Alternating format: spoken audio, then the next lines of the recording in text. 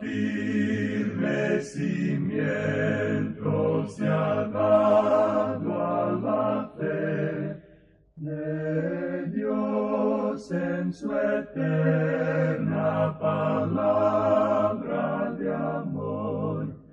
Con el propósito de compartir con usted las inmutables verdades de la palabra de Dios, presentamos A Través de la Biblia, un estudio detallado y sistemático de toda la Biblia que le ayudará a conocer lo que Dios ha revelado para nuestro provecho espiritual. Estos estudios bíblicos fueron diseñados y elaborados por el Dr. J. Vernon McGee, versado maestro de la Biblia, quien dedicó la mayor parte de su vida a la enseñanza clara y sencilla de la palabra de Dios.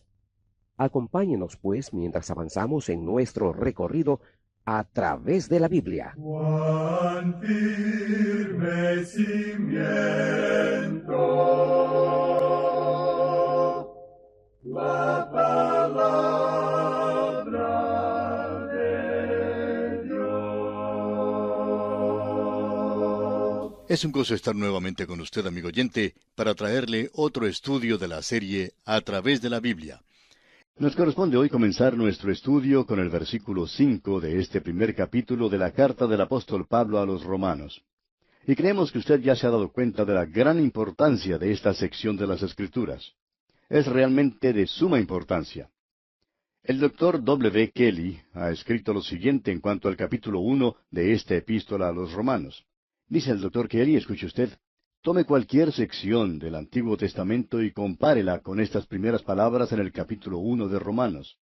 Cuán evidente e inmensa es la diferencia en propósito, carácter y alcance. Por ejemplo, ¿dónde encontraría usted algo como esto en los primeros 5 libros de Moisés o en los libros históricos que siguen? En vano busca uno un paralelo en los salmos y libros poéticos. Ni aun los profetas describen o predicen tal estado de cosas. Se dice cosas gloriosas en cuanto a Israel, la merced de Dios que también alcanzará y bendecirá a los pobres gentiles, liberación y gozo para la tierra y el resto de la creación que tanto ha sufrido. Todo esto y mucho más tenemos en forma abundante en los profetas y aun en los salmos, pero no hay allí que siquiera se parezca, aun en el tono, a la salutación del apóstol y su prefacio a los santos en Roma. Hasta aquí lo que ha escrito el doctor Kelly. Y esa es precisamente la razón por la cual estamos pasando tanto tiempo aquí, amigo oyente. Es porque es tan maravillosa esta sección.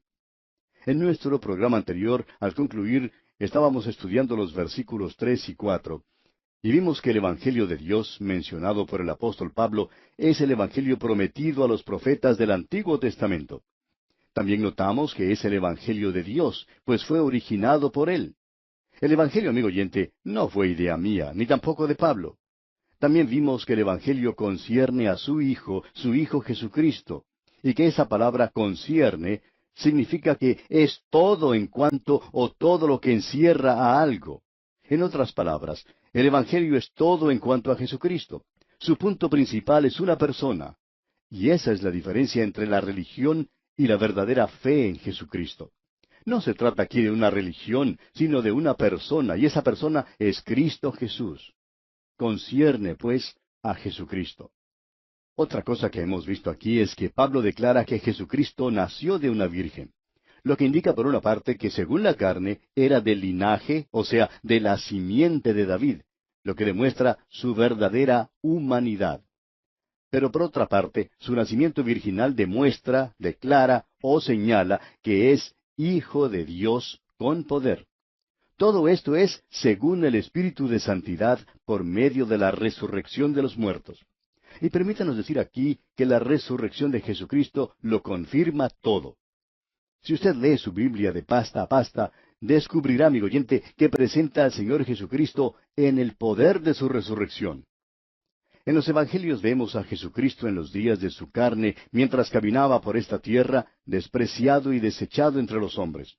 Vemos su debilidad cuando se cansa y se sienta junto a un pozo para descansar. Por último, le vemos afrontando la vergonzosa e ignominiosa muerte sobre esa ominosa cruz. La cruz es donde primero vemos a Jesús cuando venimos a Él para la salvación. Aunque fue varón de dolores y experimentado en quebranto, Llegó el tiempo cuando resucitó de los muertos. Eso comprueba que habló con exactitud cuando dijo, vosotros sois de abajo, yo soy de arriba. Vosotros sois de este mundo, yo no soy de este mundo, allá en el capítulo 8 del Evangelio según San Juan. De modo que su cuerpo salió del sepulcro. La muerte no pudo mantener como víctima a Jesús, mi Salvador. Mientras Jesús colgaba en la cruz, miró y le dijo a su madre humana, Mujer, he ahí tu hijo, como lo vemos allá en el capítulo 19 del Evangelio según San Juan, versículo 26. Cuando había hecho su primer milagro en Caná de Galilea, le había dicho a su madre, Aún no ha venido mi hora. Pero ahora, cuando Jesús pendía de la cruz, su hora en verdad había llegado. Sus días de caminar por las carreteras polvorientas de esa tierra ya había terminado. Murió y resucitó de los muertos con gran poder. El nacimiento virginal de Jesucristo comprueba que Él es el Hijo de Dios y que Él es quien dijo que era. Hay otra gran verdad que creemos es necesario recordar, y es que Él es el Cristo resucitado que ahora está a la diestra de Dios en los cielos, intercediendo por su iglesia y dándole poder y consolación en Él. Estamos convencidos que la iglesia ha perdido de vista a Cristo. Eso es algo que debe ser recobrado hoy en día. ¿Qué significa Cristo para usted hoy, amigo oyente? ¿Tiene usted contacto hoy con el Cristo viviente? Vemos mediante su resurrección que Jesucristo vendrá de nuevo como juez y rey. Él es el Rey de reyes y Señor de señores. Va a reprimir el pecado y reinará en justicia sobre esta tierra. Juzgará la tierra, juzgará a toda la humanidad. Ese es un hecho, amigo oyente. Ahora Pablo les dijo a esos filósofos de Atenas, siendo pues linaje de Dios, no debemos pensar que la divinidad sea semejante a oro, o plata, o piedra, escultura de arte y de imaginación de hombres. Pero Dios, habiendo pasado por alto los tiempos de esta ignorancia, ahora manda a todos los hombres en todo lugar que se arrepientan, por cuanto ha establecido un día en el cual juzgará al mundo con justicia por aquel varón a quien designó, dando fe a todos con haberle levantado de los muertos. Es precisamente debido al hecho de que Jesucristo resucitó de los muertos que usted, amigo oyente, tendrá que comparecer ante Él. Usted o bien comparecerá ante Él ahora, como alguien que ha confiado en Él como su Salvador, o de otra manera tendrá que comparecer para ser juzgado por Él en el día del juicio. La condenación de Dios caerá sobre usted por el solo hecho de no haberle aceptado como su Salvador. La resurrección es, pues, la garantía de que usted tendrá que presentarse ante el Señor Jesucristo.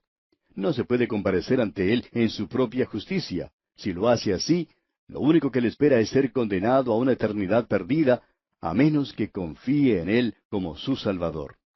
Bien, leamos ahora el versículo 5 de este capítulo 1 de la epístola del apóstol Pablo a los Romanos, y vamos a estudiarlo después casi palabra por palabra.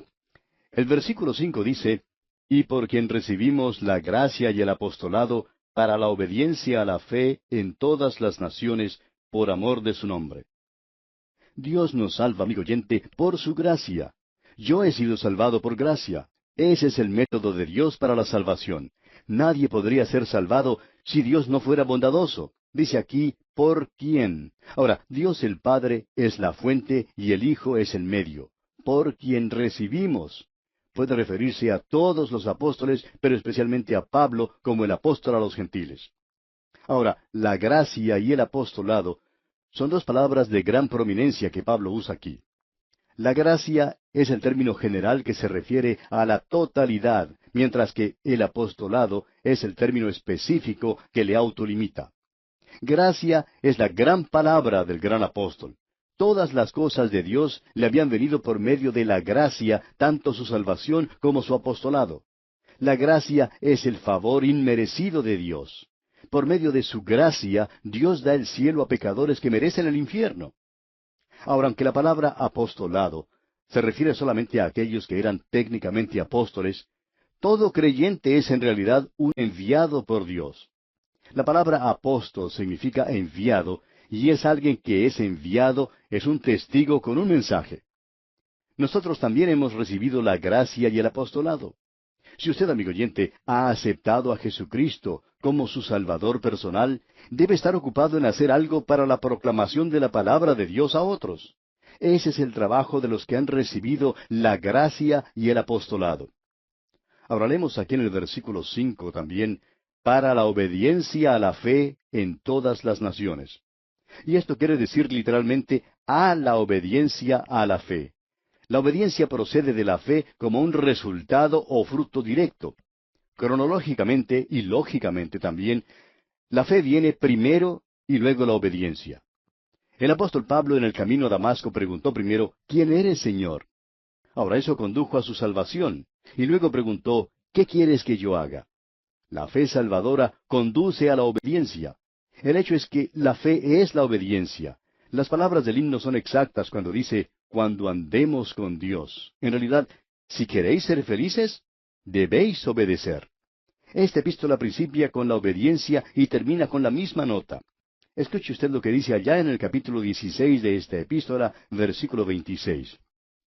Dice, pero que ha sido manifestado ahora, y que por las escrituras de los profetas, según el mandamiento del Dios eterno, se ha dado a conocer a todas las gentes, para que obedezcan a la fe. Ahora, esta expresión aquí, todas las gentes, son los gentiles, contrastados con los judíos. Después que Dios le ha salvado a usted, amigo oyente, Él quiere hablarle en cuanto a sus obras, quiere hablarle en cuanto a su obediencia para con Él. Hay mucha diferencia entre el creer y el solo hablar acerca de creer. Muchos hablan acerca de creer en Jesucristo y luego viven como el diablo. La fe salvadora le hace a uno obediente a Jesucristo. Quizá alguien diga, bueno, ¿habrá una diferencia de fe? Ciertamente la hay. La diferencia de fe es su objeto. El objeto de nuestra fe debe ser Jesucristo. La fe salvadora es una fe que confía y cree en Él. Yo creo en Simón Bolívar, por ejemplo. Era un gran hombre, libertador de 5 países de América del Sur, y también creo en Jesucristo. Ahora, mi fe en Simón Bolívar nunca ha logrado nada para mí. No tiene nada que ver con mi salvación, y tiene muy poco que ver con mi vida en el día de hoy. Pero mi fe en el Señor Jesucristo es otra cosa, amigo oyente. Es una fe salvadora. La fe salvadora es lo que nos trae al lugar donde nos rendimos al Hijo de Dios, al que nos amó y se dio a sí mismo por nosotros. Hay muchos que se denominan fundamentalistas por todas partes, y dicen que creen y que hasta están listos para declarar lo que consideran las verdades fundamentales de la Biblia. Luego tenemos los seductores modernistas, que niegan las verdades bíblicas y que declaran doctrinas falsas por todos lados. La doctrina que es verdadera es importante, sumamente importante, pero hay una disciplina y una manera de actuar que tiene que acompañarla. Usted no puede ser la sal de la tierra sin combinar sus 2 elementos. ¿Ha considerado usted alguna vez, amigo oyente, los elementos que hay en la sal? La sal se compone de 2 venenos, el sodio y el cloruro. El sodio solo será un veneno para usted. El cloruro solo también lo envenenará. Pero combine los 2 elementos y tendrá entonces la sal, una sustancia muy importante. Pues bien, el Evangelio es para la obediencia a la fe, amigo oyente, y es de esa fe salvadora de la que Pablo habla aquí. Continuemos ahora con el versículo 6 de este capítulo 1 de la Epístola a los Romanos. Continúa diciendo Pablo, entre las cuales estáis también vosotros, llamados a ser de Jesucristo. Tomemos esta expresión final del versículo 6, llamados a ser de Jesucristo. La palabra que se traduce aquí por llamados significa más que aquellos a quienes se les ha extendido una invitación. En las epístolas significa la llamada eficaz de la gracia divina. Los llamados son los que han oído y han escuchado el mensaje. El apóstol Pablo asegura a los hermanos en Roma que ellos están comprendidos dentro de la gracia del Evangelio y como tales son llamados a ser de Jesucristo. Los llamados son los que han oído. Hay quienes no oyen. El Señor Jesucristo dejó esto bien en claro cuando dijo, mis ovejas oyen mi voz, y yo las conozco y me siguen. Es así de sencillo, amigo oyente. Él llama y usted responde. Si usted no ha respondido, no se halla entre los elegidos. Y si usted ha respondido, entonces usted se encuentra entre los elegidos. El doctor Stifler, un estudioso de la Biblia, señala 4 rasgos en esta porción de 6 versículos, los cuales debemos notar con cuidado antes de seguir al próximo versículo. El primer paso es que Pablo tiene un mensaje de acuerdo con las Escrituras. El segundo rasgo es que el mensaje es del Cristo resucitado. En tercer lugar, el mensaje es universal. Y en cuarto lugar, el mensaje es para la obediencia a la fe. Bien, pasemos ahora al versículo 7. A todos los que estáis en Roma, amados de Dios, llamados a ser santos, gracia y paz a vosotros, de Dios nuestro Padre y del Señor Jesucristo. La carta es de Pablo a los santos en Roma. Esta es la introducción formal. Los santos a los cuales esta epístola es dirigida están en Roma. Notemos ahora que dice aquí, amados de Dios. Y así como los llamados de Jesucristo, así también son los amados de Dios. Dios amó a los hermanos en Roma. Y es maravilloso considerar que aun en medio de las dificultades, Dios nos ama. El Hijo de Dios hoy en día debe regocijarse y descansar en el amor de Dios para con él o para con ella, el cual es un amor íntimo y personal. Tenemos también en este versículo 7 la expresión llamados a ser santos. Y esta es una frase que debe leerse santos llamados. Vea usted el versículo 1, donde dijimos que Pablo no es llamado a ser apóstol, sino que es un apóstol llamado. La llamada de Dios por medio de Cristo transforma en santo a cada pecador. No es que sea santo debido a su conducta ejemplar, sino únicamente por su posición en Cristo Jesús. Sin embargo, los santos deben portarse como santos. No hay ningún creyente nombrado en la Biblia a quien se le identifique individualmente como un santo. En su carta a los Filipenses, en el capítulo 4, versículo 21, cuando el apóstol Pablo dice, «Saludad a todos los santos», se refiere a toda la iglesia. En el original griego esta palabra es agios, y es la misma que se traduce como las santas escrituras en el versículo 2. También debe notarse que un santo no es alguien que haya sido exaltado. Un santo es alguien que exalta a Jesucristo. Los santos no son en manera alguna el producto de la exaltación de la humanidad. Una persona llega a ser santa solo cuando exalta a Jesucristo como su Salvador. Santo es un nombre que la Biblia usa para describir a cada creyente. No es su carácter lo que le hace santo, sino su fe en Cristo. Significa que usted está separado para Él. Creemos que fue Ketterly quien hizo esta declaración. Dijo él, «Usted obedece a alguna persona o a alguna cosa». Y preguntamos, amigo oyente, ¿a quién o a qué obedece usted? Tenemos luego aquí en este versículo 7 esta expresión gracia y paz. Y estas palabras constituyen la introducción formal en todas las epístolas del apóstol Pablo. Nunca las encontramos en orden inverso. Es necesario aceptar la gracia antes que se pueda aceptar la paz. La gracia, charis, es la forma gentil de saludar, mientras que la paz, shalom, fue la forma judía del saludo. Y Pablo las combinó.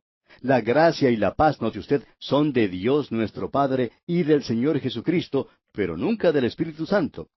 Ahora, ¿acaso no creía Pablo en la Trinidad?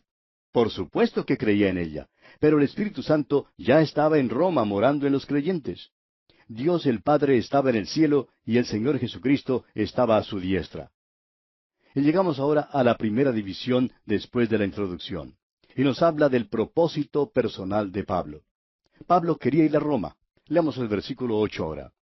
Primeramente doy gracias a mi Dios mediante Jesucristo con respecto a todos vosotros, de que vuestra fe se divulga por todo el mundo. Pasamos ahora de la introducción formal a la personal, de la introducción pública a la íntima, al hablar Pablo a los romanos en cuanto a su futura visita a Roma. Dice él, primeramente doy gracias a mi Dios mediante Jesucristo. Pablo quiere decir que, ante todo, expresa una nota de acción de gracias. Siendo que la iglesia en Roma ya se había formado, las noticias habían salido a los fines del imperio y habían circulado tanto que toda la región estaba saturada con el conocimiento de que muchos se habían convertido a Jesucristo. Había tanto rumor que hasta el emperador se perturbó. Más tarde empezó la persecución de la iglesia, de modo que Pablo hace mención aquí de que vuestra fe se divulga por todo el mundo. Nos preguntamos, amigo oyente, en cuanto al grupo suyo, ¿ha escuchado a alguien alguna vez su testimonio? ¡Qué gran testimonio tenía esta iglesia en Roma en el principio! Ahora note usted que el énfasis no está sobre el atributo de la fe de la iglesia en Roma, sino más bien en las cosas que creían. Eran sanos de doctrina, y esto se anunció por todo el Imperio Romano. Esta declaración revela la gran influencia de Roma sobre el mundo de aquel entonces, y revela también que la fe cristiana ya hacía un impacto en la vida del Imperio Romano. Preguntamos, amigo oyente, ¿hace o tiene algún impacto sobre la comunidad en que usted vive el testimonio de su iglesia? Leamos ahora los versículos 9 y 10 de este primer capítulo del libro de Romanos. Porque testigo me es Dios, a quien sirvo en mi espíritu en el Evangelio de su Hijo, de que sin cesar hago mención de vosotros siempre en mis oraciones, rogando que de alguna manera tenga al fin, por la voluntad de Dios, un próspero viaje para ir a vosotros. Ahora Pablo no escribió esta epístola sino hasta unos 20 años después de su conversión, pero en ella se sinceró, abrió su corazón a los hermanos en Roma, puesto que muchos no le conocían personalmente. Sus enemigos habían desconfiado de su veracidad y sinceridad. Él no había visitado Roma, el gran centro gentil, lo cual provocó la pregunta en cuanto al por qué el apóstol Pablo, apóstol a los gentiles, no había visitado la capital gentil, especialmente cuando había ido a la ciudad de Corinto, que se encontraba muy cerca de Roma. Pero bien, amigo oyente, vamos a tener que dejar esta consideración para nuestro próximo programa. Vamos a detenernos aquí por hoy porque se nos agotó el tiempo. Continuaremos, Dios mediante, en nuestro próximo estudio.